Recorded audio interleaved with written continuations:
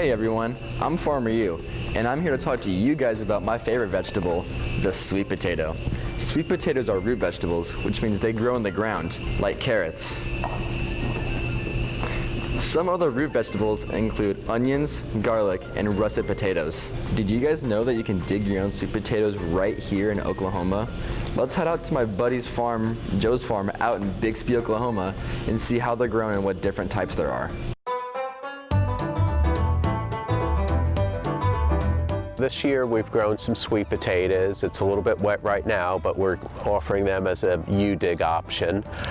And we planted 3 different varieties. We have Covington, which is your traditional orange type sweet potato. We have Bianca, which is a white sweet potato, and then Murasaki, which is purple on the outside and then white on the inside. It's a Japanese variety. Sweet potatoes normally take about 100 days or so, 110 days from planting to harvest. And the way that we plant our sweet potatoes is we come out and we shape our beds with a machine. Sweet potatoes are grown in mounds. They do not like the cold. The best time to plant them is when the soil has warmed in the spring, but make sure to harvest them before the first frost of the fall.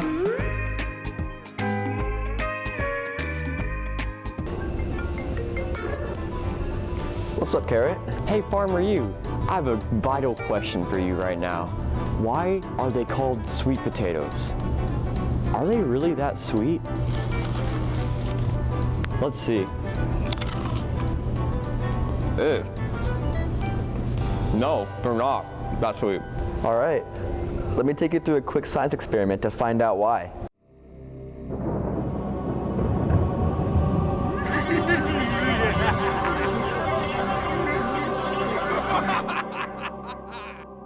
It seems sort of crazy that something grown in the ground can taste so sweet once it's cooked. That's because sweet potatoes are higher in natural sugar and are naturally sweet, like an orange. As potatoes grow, the starches inside turn to sugar. When roasted, something called the Maillard reaction occurs. This magical reaction combines the protein and sugar to brown the potatoes and give them that delicious caramelized flavor that we love. How cool, Farmer You. Now I'm in the mood for some roasted potatoes.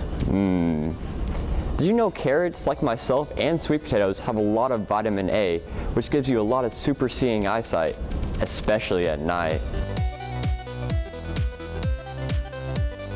Wash, wash, wash your hands, fronts and backs and sides. Use warm water, not just cold, don't keep those germs alive. Hey.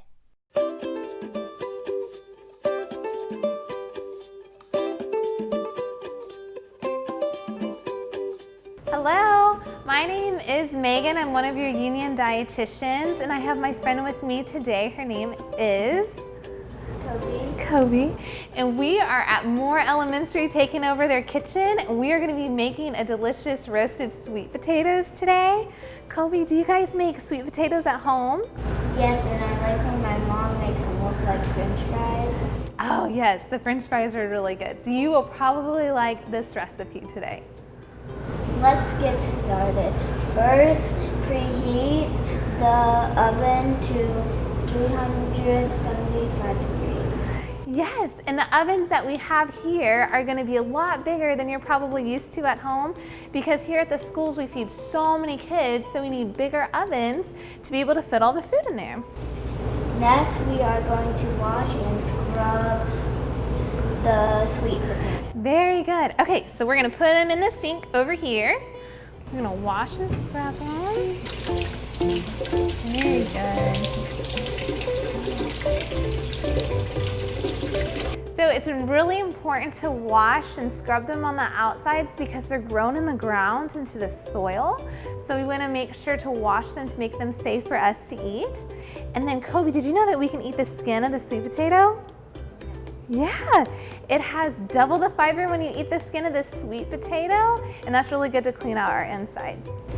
Next, we are going to cut 3 sweet potatoes. Very good. So we are gonna cut them up into 1-inch cubes. It's really important to make sure that they're the same size, because if you have them too big, some of them too big and some of them too small, then the smaller ones are gonna cook quicker than the bigger ones.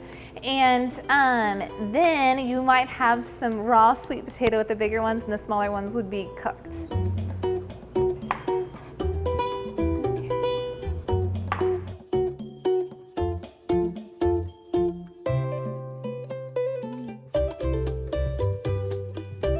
Okay, so we have them all cut up. That was a raw potato I cut up. You can roast them in the oven prior to cutting them. It makes it a lot easier to cut. You can put it in the oven in a shallow pan with a little bit of water. The potato will be whole, and you bake it in the oven at 350 degrees for 45 minutes to an hour until it's soft, and then you can chop them up that way. Then you are going to place the cut up sweet potatoes in a large bowl. Very good. Okay, you wanna help me?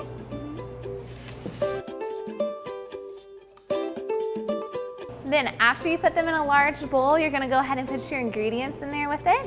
So you're gonna put in 1/4 of a cup of maple syrup or honey, whatever you have. Do you like to put in the maple syrup? Good job. Then you're gonna put in 1/4 of a cup of olive oil or canola oil, whatever oil that you have at home. Good job. Okay, and then you're gonna put in your spices. So you have salt, pepper, and cinnamon. You're gonna do 1/4 of a teaspoon of salt and 1/4 of a teaspoon of pepper, and then 2 teaspoons of cinnamon. All right, and then you're just going to toss them all together to make sure they're evenly coated. Kobe, you wanna help me? And then you can kind of see when it's all mixed together, when you don't see any more dried cinnamon. Now it's time to bake them. You will need a cookie sheet or 2 line them with parchment paper or foil. Great. Okay, so here is our parchment paper. Kobe, do you want to help me put it on the pan? You just want to make sure that they're evenly on the pan so that they're not piled on top of each other, so they can roast evenly. Great job. Okay, and then we're just gonna spread them out.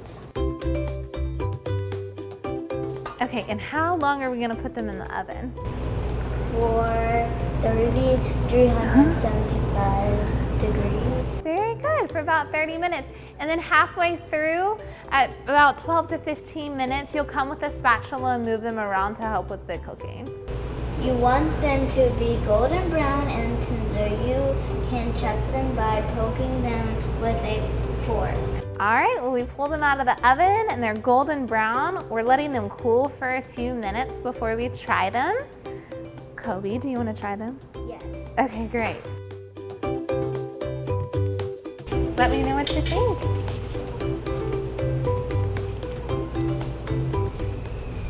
I like them. Mm-hmm. How are they? Good. Grandma, do you remember that time when...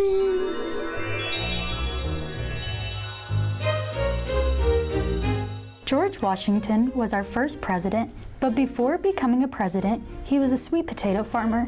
There was another man with a very similar name, born over 130 years later in 1864. His name was George Washington Carver. He was an African-American man who was a college teacher and a scientist. He discovered the soil that was worn out from growing cotton was great for growing sweet potatoes and peanuts. He invented 300 different products from peanuts and 100 new products from sweet potatoes. These products included things like flour, ink, glue for postage stamps, and more. Say what?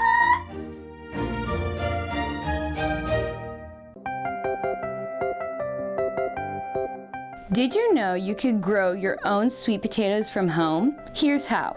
All you need is a sweet potato, toothpicks, a jar, water, a cutting board, knife, and help from an adult to cut it. Cut your sweet potato in half. Then use toothpicks and poke them inside the side of your potato. Place it in a jar of water and let it sit next to a window. If you're patient, it will sprout and then you can plant it in soil. Here's a picture of what a homegrown sweet potato looks like.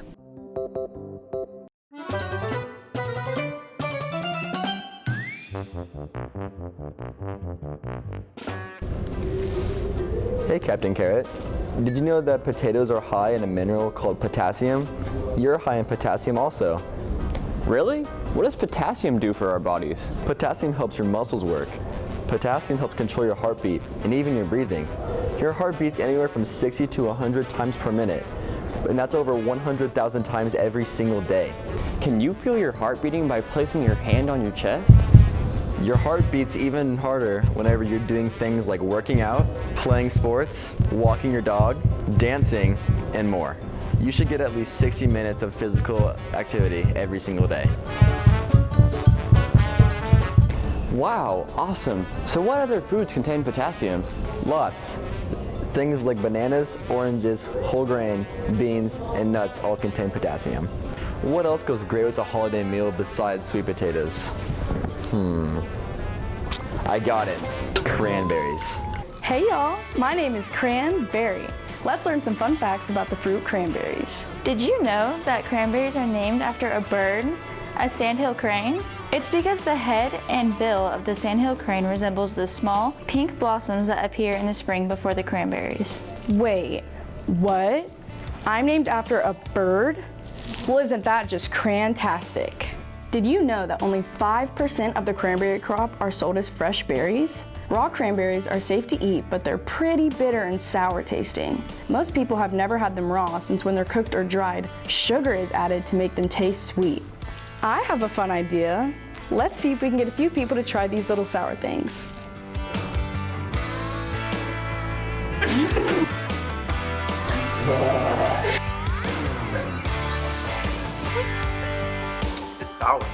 Let's go.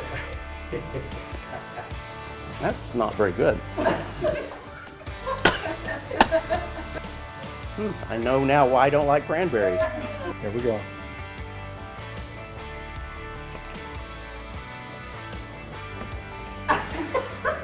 Okay, kids, that is very, very tart. Okay, very, very tart. Sour Patch Kids, they have nothing on these little things right here. Very, very tart. Just warning you. Well, now that we know most people do not like them raw, let's see how we can cook them up into a tasty sauce or dip.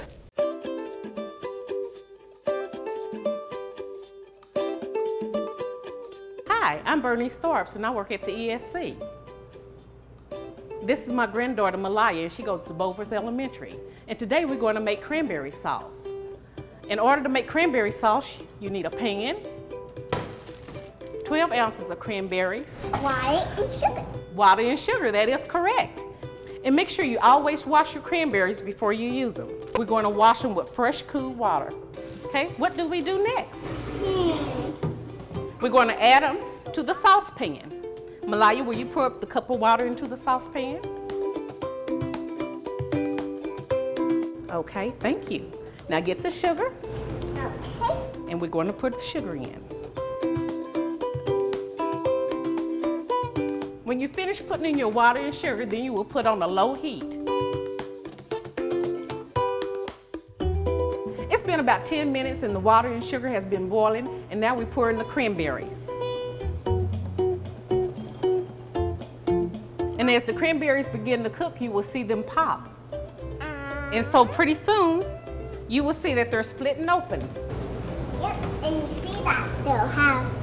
Yes, let's take a look. The cranberries are popping open, and they have a beautiful color while they're popping. Did you see, Malaya? Yep. You see the cranberries popping? Yep, they're popping open. Yes. Woo! Did you feel that? Yes, you have to be very careful with the fire. After you finish cooking the cranberries and they have popped, you will pour them into a pan.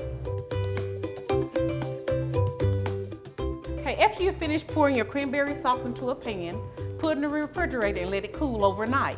And then you're able to enjoy the cranberry sauce with graham crackers, apple slices, stuffing, or even a nice hot roll. Enjoy.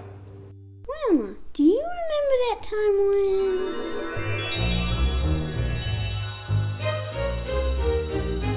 Cranberries are native to North America. Historically, Native Americans used them to dye rugs and blankets and as a form of medicine to treat wounds. Their deep red color shows they're full of antioxidants that have shown to be beneficial for your heart and may reduce risk for certain diseases. Have any leftover cranberries? Bring in the New Year's cheers with some cranberry ice cubes. They keep your drinks nice and cool in style. These are yummy and sparkling apple cider, juice, or water. 1, 2... Making them can also be a fun math counting activity. And 24. And so you have 2 cranberries in each tray of your ice tray. And then you will put in apple juice or any type of juice that you might prefer, water or a sparkling water. After you put it in the freezer for 3 to 4 hours to let freeze, you can add your cubes to your favorite holiday beverage. Today we have our cranberry ice cubes on apple juice. Wow, happy holidays. Cheers.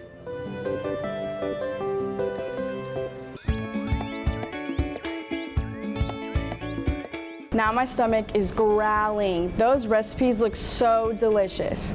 Bet y'all don't know how cranberries are grown and harvested. It's not like any other vegetable or fruit you've seen before. Cranberries grow on a vine on land called a bog. It's a wetland. They're ready to be harvested just once a year, from mid-September to early November. It's really neat how they're harvested. The bog is flooded with water up to 18 inches. Water reels, also known as egg beaters, churn the water to release the cranberries from the vines. Then they float on the water and then round them up to be washed and sold. Oh, I can guess why they float. Why do you think?